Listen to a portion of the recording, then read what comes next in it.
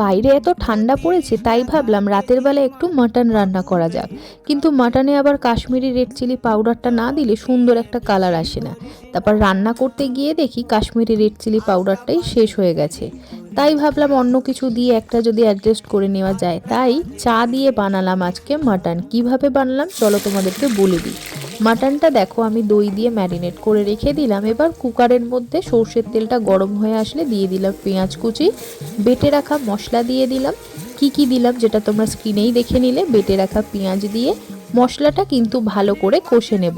মশলাটা ভালো করে কষিয়ে নেবার পর দেখো ম্যারিনেট করা মাটনটা দিয়ে আরও 10 থেকে 15 মিনিট এইভাবে কষিয়ে নেব। কষানো হয়ে গেলে দিয়ে দেব নুন।